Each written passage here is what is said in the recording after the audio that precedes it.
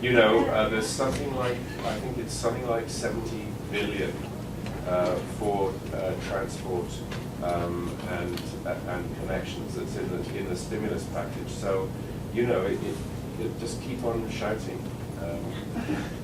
And I know that one of the organization, I think the Navajo Nation at the present time has all its T1 in place. And I think the last part was the 1 and 2 subsidiary or something like that.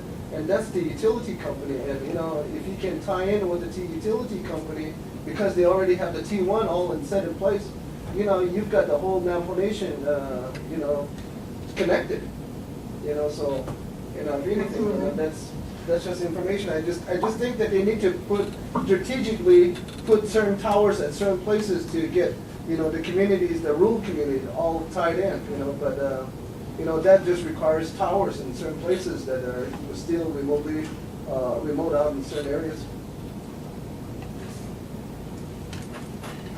Thank you, Dr. Lance, for that last comment about empower the people. I really believe that. And that's why we're here today. It's not because I had money or I really knew anybody. It's because I came to the people and I said, here, this is information. You have a right to it. And people had started to call me and say we want to do things. And obviously I don't have either the knowledge or the connections to be able to, you know, answer all those requests or promises.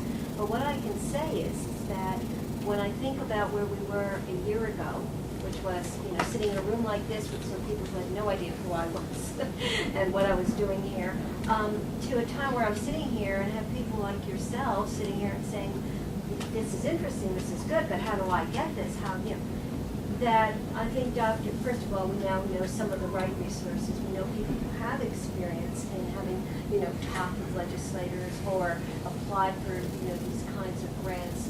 And we have Dr. Lopez, who has a system that's in place already that says, yes, we can do that. So, of course, Dr. Lopez is going to be hearing from a lot of us. But I think part of what is exciting is that you're there. Do not underestimate what you can offer. There's no one better, and I think, you know, it's something Dr. Lynn said. You know, you live in this community. You know the people who need what you're talking about. And you can help by coordinating this and getting the message out there, and we'll try to support you in whatever you do. You're not alone. I think that's the key, is you're sitting here and we now know you, you know us. And you know, we'll give you this list, you keep in touch with us. Everybody knows someone. I mean, I don't know that many people because we've only lived here 5 years, but I'm sure we're meeting a lot now.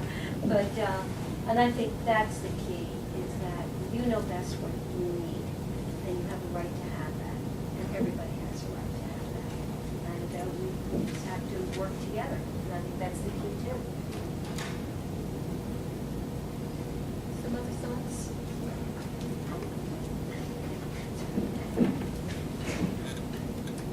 Billy, can you introduce yourself, because you know you came in after we got started? Sure. My name is Ophelia Spencer. I work for the University of New Mexico Cancer Research and Treatment Center, and we work in the population studies, and where I'm involved with a community cancer control project funded under the NARCH program.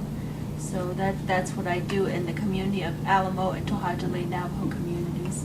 So what I do in those communities is not only run focus groups, but also I do education series with the Cancer 101 program that was put together by the Portland Area Indian Health Board. And what I've done is, or my PI and I have done, is we have modified it so we could provide it in Navajo to our Navajo elders. So I work a lot with the senior centers and the behavioral health in both communities to provide that education.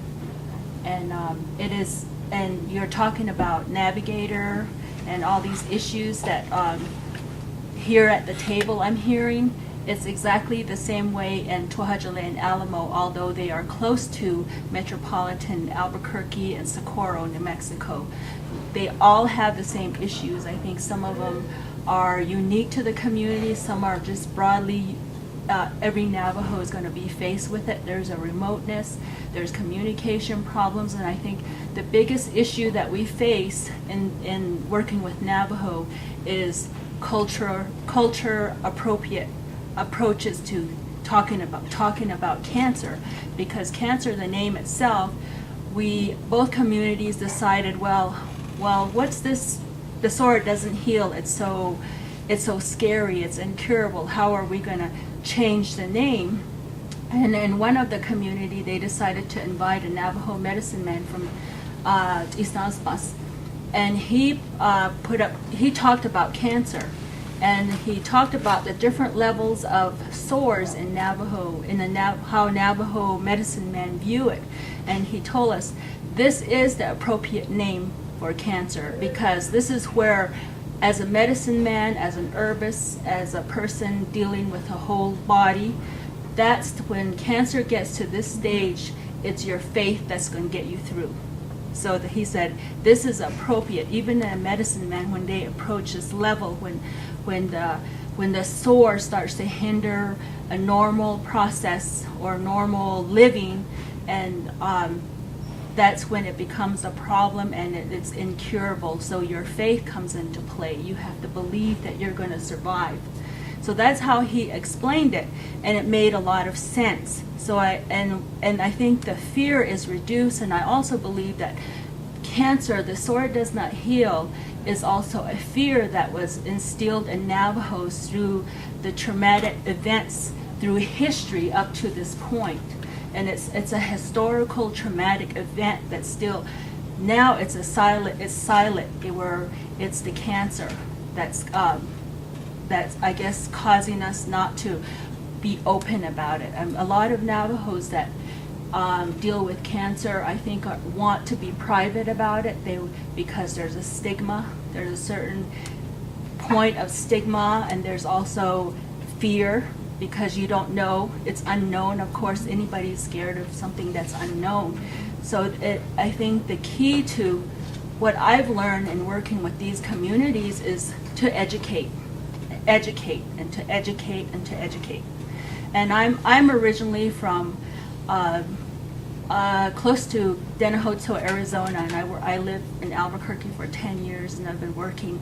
And I've also been affected by cancer. My mother was diagnosed with breast cancer, and you're talking about technology.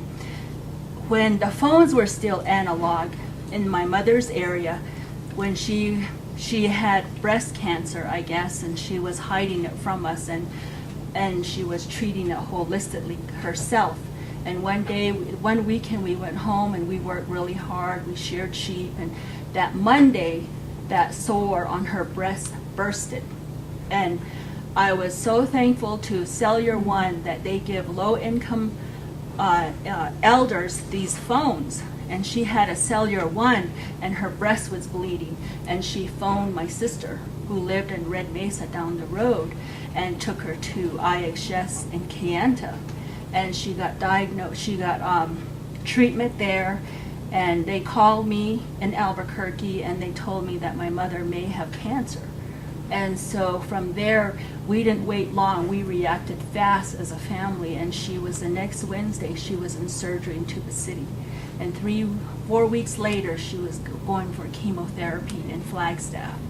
So even though, it made the process go faster. If she didn't have that phone, I don't know what would have happened.